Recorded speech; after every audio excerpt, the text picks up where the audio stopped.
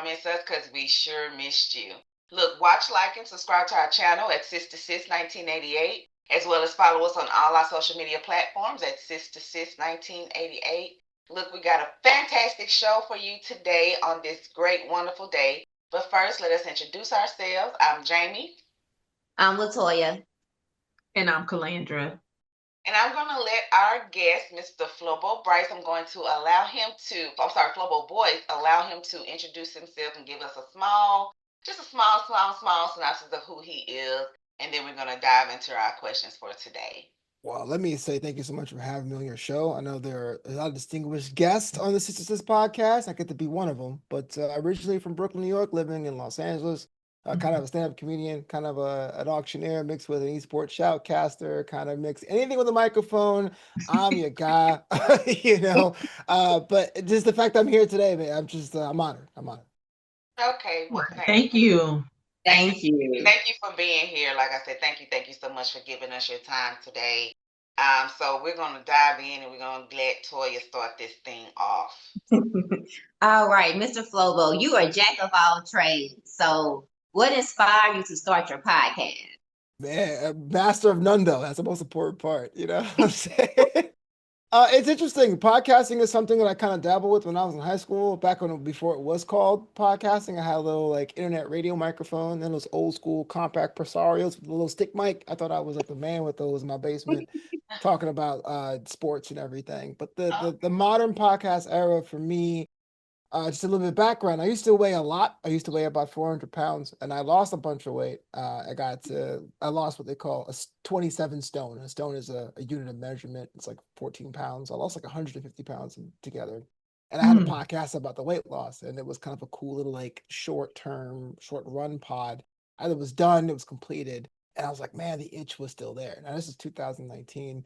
And so one afternoon after getting my comic books, because I'm a nerd, I pulled off the side of the road in my car and I found a podcast app that directly posted to the internet. And I said, I'm going to start this pod. It's going to be called New Amsterdam Radio, based on my failed notebook company called New Amsterdam. Hey, ticket failures into wins. You know what I mean? There you go. And it was supposed to be about just like creative things that I came across. Like, oh man, this is a new artist I like and I admire them, for example. But when the pandemic hit, a lot of my creative friends and family were considered non-essential. Stay home, you're non-essential. And so I just wanted to like reach out to other creatives and entrepreneurs. Like, yo, how are you living? I know what you do is important to you, but the world has said you are not essential. How are you mentally working through that? And it kind of evolved from there. So it's been cool to talk to people like yourselves about why you do this. Why is it passion for you? What are you trying to achieve? And we realize we have different dreams, but we all have a similar parallel kind of dream at the same time. Okay. So what's been the most rewarding part of podcasting so far for you? So every so often you get that celebrity guest, you know what I mean? Like just someone that you didn't think would even say yes to doing your show. And I don't mean like Beyonce's on my show. She ain't gonna be there. Like she ain't going on my show. But like someone you never know. You never know. All right, pending, coming soon, y'all. It's gonna be But sometimes you reach out to somebody on Instagram and say, look, I admire you. I'd love to have you on. And they go, yeah. That to me was always rewarding. I grew up with like the whole wrestling thing. I'm a big wrestling fan. And being able to interview Kofi Kingston or Charlotte Flair was pretty cool. Okay. Ric Flair. No. Yeah, Ric Flair. Woo! I love Ric Flair. I'm sorry. I'm a Ric Flair fan. I'll tell you a story real quick. I was at WrestleMania 38, and it was in Dallas. Well, Arlington. It was in Arlington, but the hotel was in Dallas. And mind you, Ric Flair. That's how hood. Yeah, let's go. All right, so you'll get this. So we're staying at the Hyatt, where it's next to the tower and all that. Oh, okay. And after the show, Ric Flair is actually there, and Ric Flair's like 70, 75 years old. And this dude, after being at WrestleMania all day, is gonna go out into town and like look for like dates. And his girlfriend's like, Rick, you're with me. And he's like, woo! Right? Yeah, like he'll play a player to the day he died. That's why I love him so much. I love him. He ain't Shane. Yeah, he ain't gonna change. Yeah. But sorry, to answer your question, it's that the chance to have conversations at an equal level with people you perceive wouldn't give it the time of day is so fulfilling. Yeah, personally, yeah, but at the same time, we realize we do want the same things. We have the same fears, desires, dreams, activities, that sort of thing. Yes, it is very true. So what's the best feedback you have received from your listeners? It doesn't happen like all the time, but when you ask a question no one's expecting and they hit you with a, oh, good question. Like a lot of times with podcasts, you can get very bogged down to the format, and it can be very much like, all right, so A, B, C, D, thanks for coming, y'all. But if someone says something and you're listening, you say, whoa, whoa, whoa, what was that about? You said, and they go, oh, wow, you're actually engaging with me. And a lot of people, times people go on shows to sell a book, or they're on shows to talk about their next project, but a lot of times they kind of forget the human element, right? I like your book. I'll probably buy it, but if people can tell me that you are a good person or Mhm. an inquisitive person that somehow created this book, that's a whole different generation. So I kind of dig deeper. But yeah, it's definitely that like knee-jerk reaction, being like, "Oh wow, I was expecting that. Thank you for that. Let's answer it because you put me in a different category." Okay. Mhm. Speaking of that, what you just said, because honestly, that sparked my ears went up when you mentioned about how much weight that you had lost. Oh I yeah, think yeah. I'm on a continuous weight loss journey for probably Let's over the go. last, let me see, since I had my son. He is now 18, so for the last 18 years, I've been on a weight loss journey. Yeah, it doesn't So end. how did you do that? Because that's The impressive. the short answer, and I no one believes me. The short answer is the Subway diet. I actually Who I ate diet? the The Subway Subway. diet. Subway. Subway. I Subway. ate I Subway. ate the sandwiches. The first 80 pounds I lost was definitely going to Subway twice a day. Back then they were like $6 a foot long, and being like, I want the Subway sandwich. But the thing is, was the motivation is for me was people can tell you, hey man, it's real easy to lose weight. What you gotta do is Yeah. eat less and move more. But if it Right. comes from the wrong source or the wrong tone, or you're not really feeling it, or somebody who hasn't been through childbirth telling you how to lose weight, you're like, you know what? I don't think you understand. All right, peace. But what hit for me personally, and it won't hit for you, but what hit for Mhm. me personally is I was watching documentaries about prison life. You know, like Okay. the real super max prisons. I'm sorry, I'm weird like that. I apologize, but it's like You people are good. locked down, and the most heinous people who've done the most unspeakable crimes get 1 hour of exercise a day. And I'm thinking they have no rights. What's stopping me from taking a walk? What's stopping me from Okay. going to the store? And I was like, look, I deserve that to myself. I give my job 9 hours. I give my bed 6 if I'm lucky. Let me give myself 1. And it doesn't become a thing you have to do. Like I don't particularly thrilled. I'm not thrilled when I brush my teeth, but I know it has to be done. And so It I do gotta it. be And done. so I'm not really thrilled to go for a jog, but I do it, and that's the discipline. That's what worked for me. But I also understand that it has to be a moment for you to have that, like, okay, this is The what, aha moment. Mhm. yeah, and this is Yeah. how I push forward. Okay, I know So this a little Brent, bit off topic, but you said you did the Subway diet. You ate that twice a day, and that was it. That's the only thing you ate. Well, you shouldn't be eating 2 feet long of bread, right? That's not I healthy. was just But I was just about to ask about the bread. I said, that's a lot of bread. but where I was starting from, because I had no discipline at all, it was like eating a salad, right? So that's why I said that Okay. you will plateau over time. I Yeah. mean, I was the kind of guy I was drinking a case of sodas a day. That's Oh. 1,400 Okay, calories Okay. before Okay. meals, right? okay. And I and I just for context, I was at 375 pounds. That was a size 6 extra large shirt and a size 56 waist pants. So I was pretty, and I was young though. So the problem was being young and being fat is saying, oh, I'm agile for my size. And it becomes a mental game because you keep telling yourself you don't have to make a change. But that's what I'm saying. So after the first 80 pounds, I plateaued because I was eating so much bread a day. Then it was learning cuisine. And I picked Vietnamese cuisine because at the time I never saw an overweight Vietnamese person.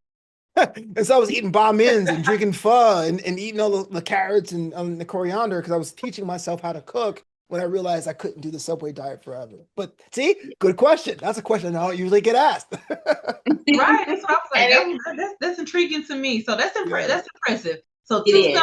Subway meals a day is what you're saying. Two Subway meals a day, and then working out. You said. Yeah, the first 80 pounds was all Subway. And then when it Okay. plateaued, I switched to a Vietnamese diet.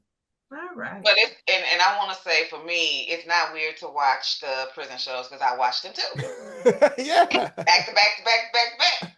So Like, couldn't kind be of me. You know what I'm saying? Like, I would never do that. weird. Yeah. Okay. If you could interview anyone, dead or alive, who would that be? Why? I will promise you that you're not going to get this answer. But I've been trying to get this individual on my podcast for 7 years now. Okay. and it was years of being ignored. I got 2 no's, but one of my childhood heroes, Tony Danza. The dude from Who's the Boss was the Mhm. guy I was trying to get on my show, and the reason being The is one that's playing as the big crime boss on 50 Show. no, no, no, That no, no. Tony Danza. Oh man, I'm talking about the 90s sitcom, the nanny dude, the Italian Yeah, dude, Tony Danza. Yeah, like the He's playing on 50 Show. oh He's yes, the yes, 90s yes, yes. crime I forgot. boss. I forgot. Yeah. Sorry. that's Yeah, why so he won't come on your show because you yo, don't even know what he's doing. sorry, no, Be Power busy. got so many books now. I got so many books. It's like book 12, book 35. I'm sorry. You're right. I had Joseph Core, I had Tommy on one of my shows too. I should know that. But yes, him. Tommy was on your show? Yeah, I had a chance to talk to Tommy because book four is Power, right? That came out the first season, so I got to interview him. Oh, it's about to come back on in November. Yeah. It was sorry, I that's why I'm the worst fan ever. But I grew up with him. And like him, I found myself being a Renaissance man. So like the thing about Tony is that he's an actor, he's a jazz performer, he's a boxer, he was a registered teacher in Philadelphia for a couple of years. And so here's these things that are so disparate, but like he's a true Renaissance man in that he does everything at a level that's above average. I think we try to do as many things as we can because we want to impress some people, especially here in Los Angeles. I call them collecting slashes. Yo, I'm an actor slash dancer slash snake charmer. Look at me, bro. But what everything Tony did was he boxed for a bit and moved on, learned the ukulele and moved on, became a teacher and moved on. I thought the discipline side was so good of it.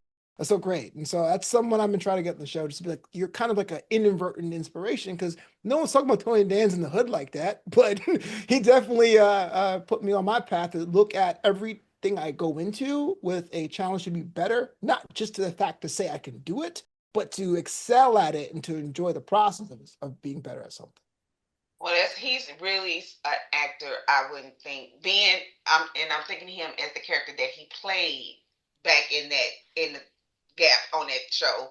Yeah. To seeing him play this character now, he's playing it a little too good, and it's like some actors can't transition like that. Some actors, they play the same role over and over again. Okay, for example, Tommy. Like when Tommy play other roles, it's like It's like Yeah. I want to continue to see you be this bad boy. I don't want to see you being this charming, loving husband. You know what I'm saying?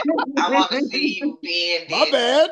You know what I'm saying? I don't want to see that because he's so good. But that Tony Danza, he Yeah. was good at being this nanny, and then now he's good being this Italian crime boss over here. It's like it's really mapping out and being 50-50. But Yeah. my next question.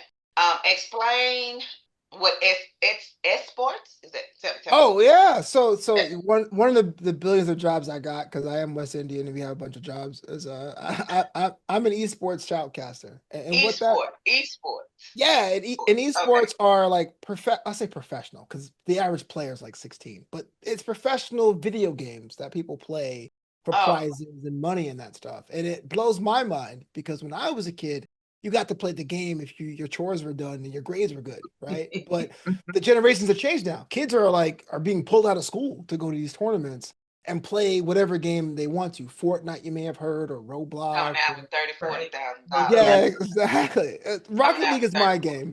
$1,000, yeah. Yeah, it's a lot of money. And the ironic thing is that you can go pro at 14, play until you're 20, do a college circuit to wind down at 21, and then that's it. You're done professionally playing at 22.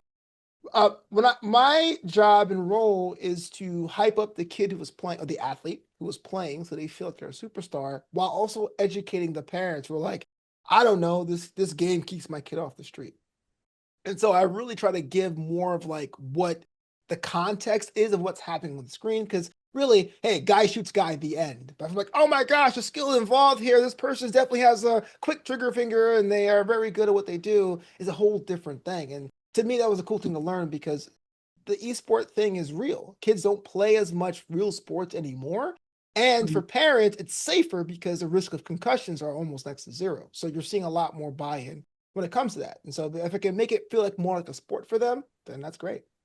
But I've met quite a few parents that have an issue with their 14 and 15-year-olds coming home $40,000-$50,000 because of course they think they're grown. Yeah. Yeah. You know what I mean?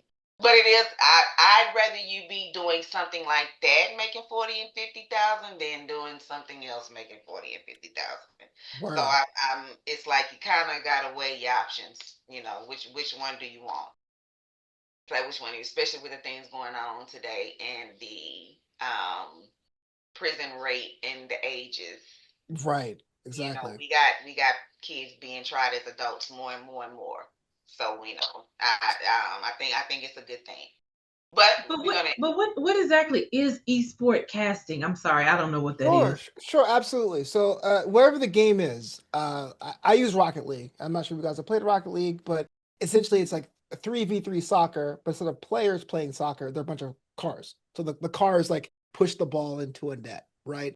And so Mhm. if you're a player and you're in a what's called a LAN or like a local area network, literally like basically a live event with a Mhm. crowd, people cheering for you, you have commentators like how sports has commentators like Marv Albert or those guys, Okay. from downtown. But instead of they call it shoutcasting instead of commentary, because in the old days there used to be a game, it still exists, called League of Legends, which was really really big in Korea, and the Mhm. people who would do commentary would literally scream, "Oh my god!" Like they would totally make this whole big thing. So it's basically sports commentary, but you're not Uh-huh. doing a physical sport. It's you doing commentary over this professional video game that these kids or young adults are playing. So I guess I'm more like a commentator on that side. And So they're you're recording. so you're watching them play the video games and then you're commentating what's happening in the video game. Watching them play the video Okay. games and commentating the way that gets the action across for them and educate what the action matters for adults and other stakeholders. Yeah. And it's being Okay. recorded. Yeah, It's sometimes yeah, being it'd be recorded. live streamed. If they're really young, Oh, sometimes it's only for the room if they're like minor. oh, I see. Oh, But yeah, I can send some clips for the show notes. I see what that kind of looks like to make a bigger deal. Some of these and, Because things. I and honestly, I had to Google it. I did not know what that was. right, and I I thought it thought, was spelled wrong. I said, it's spelled wrong? And I was like, Yeah, did I? well, I shoutcasting's a weird word for it, but yeah.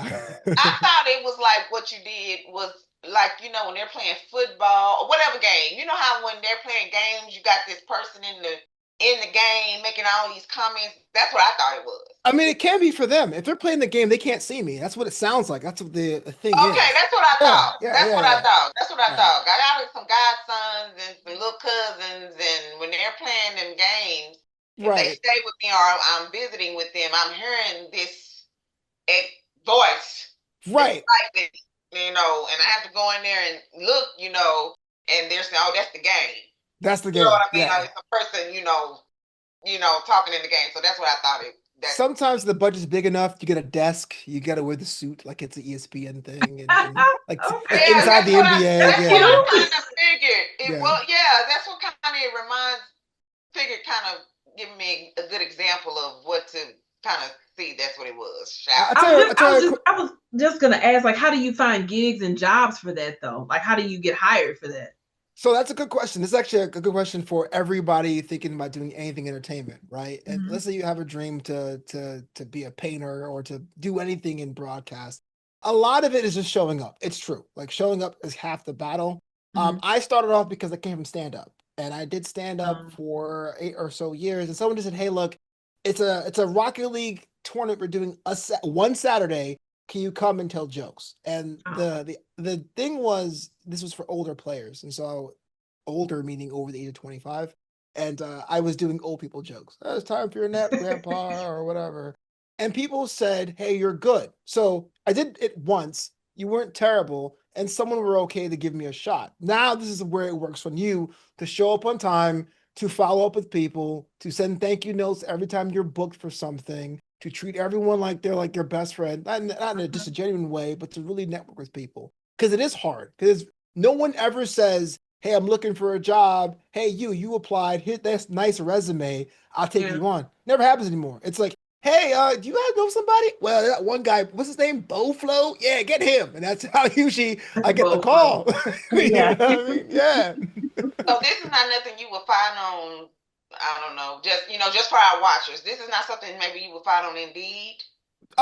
Very rarely. So Yeah. you would find like maybe a particular tournament is saying, "Hey, we need one spot for something," but typically more than not, it's really someone that's looking to fill a spot. So do any community things, start your own tournaments. That even goes for like anyone who's a comedian or a writer. Start your own blog, just get that in there. And then when someone gives you a chance, you can say, here's my portfolio, give me a bigger shot. And then when you are working with a new team, just be as respectful as you can. And I'll be honest with you, as a brother, sometimes you'll get turned away just because. But the idea is Of when you course, why not? Right. You but the know. ones you do, right? Like go 110%. So for that, is the money good in shoutcasting? Is the money good? It depends because a lot of times there's community tournaments and those don't pay as well. But there's sometimes like maybe school districts will have one and they treat you like a vendor and they pay like a vendor. Or the game studio themselves have tournaments and they pay you very well. I mean, not to talk dollars and cents here, but sometimes for an hour, I gotta pay as low as 25 and sometimes as high as $250 per hour doing this. So you can stack paper if need be. You can't really What's make the it. longest time you can be doing that? Is it an all-day event? Yeah, it depends on the game because Rocket League is pretty quick. So a Rocket League match of 5 games could be an hour. But if you're playing League of Legends, each League of Legends game could be 25 minutes times 3 games, could be an hour and a half per each game. So it depends on the game itself. But yeah, it's an all-day event. Sometimes they'll give you an hourly rate, sometimes it's a day rate.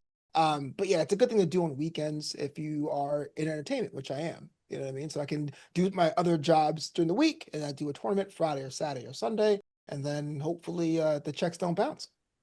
All right, I agree on that. Amen. Okay, that's right. Okay, Money's but good. before we leave, New York or California? Yeah. Oh, I just came back from New York. There is really a good thing about not having to shovel snow. I haven't seen winter in about 20 years. I'm gonna be honest with you. Because you live in Texas, y'all have different weather every day. Oh yes, yeah, that's yeah, in Texas. They yeah, not y'all be nice. rolling dice out there. New York too. Y'all, first of all, what I've heard, I haven't been there yet. Too nasty, rats too big, it stink. Okay, all Real true, but estate too high. Real estate too high. Y'all don't have people to come pick your trash up every day. Nah, I'm good. but come on, you could do that about Dallas too, man. It's big. You really can't get anywhere. People are kind of distant. Why is that guy wearing a tie and a cowboy hat? Like, come on, man. You gotta give some leverage. The thing I'm just saying has nothing compared to what I. No, sir.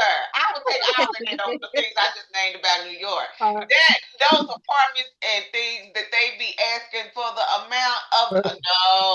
Hey, No. the rats are bigger in DC, but what you said was true. But like I always tell people this: look, our capital is DC, true, but like New York is basically the central capital of the United States. I know DC is, but as far as the size of it, what capital city in the world is clean? Besides, like, I can't even think of maybe Tokyo, but even Tokyo has some sandy parts. Austin is Damn. clean. That's why I said I'm with you, Flobo. I'm from Texas. I said, I've been to Austin. They don't call that the clean state. Austin Shaw ain't as nasty as. What I'm saying is, if you went to Paris, if you went to London, if you went to, I know all of those places. You are correct. All of those places. Right. You are So absolutely correct. you're not wrong. Oddly enough, all of those places I want to visit. Okay, you're not wrong, but at the same time, it's like, all right. There's also good parts of New York. You know, the High Line. I'm from the South Coast. I mean, come on. Now, New York is a nice city. It's a good time. It really is a nice city. And I want to go. I just don't want to smell the stankiness and see the big rats. Wow. Well, I'll give you some smelling you salts. might as well stay here in Texas. You don't see them, but yeah, New York is a nice place to visit. I can imagine. Yo, you coming? I've never been to DC, Washington, though. But yeah, DC's fine, but the rats are bigger for sure. They're bigger than New York, really? In my opinion, yes. Oh my! What they eat? They eating that trash. They not picking up. I've seen them in New York. I've seen them. They eating that trash. They not picking up, ain't they? Yeah. Not to say New York rats are small, but the DC rats are bigger. Yeah. Oh my. That's scary. That's scary. Would you go to Australia? No, that's scary. Yeah. Well, so until next time. There's strength in sisterhood and support in sisterhood. Bye. Bye.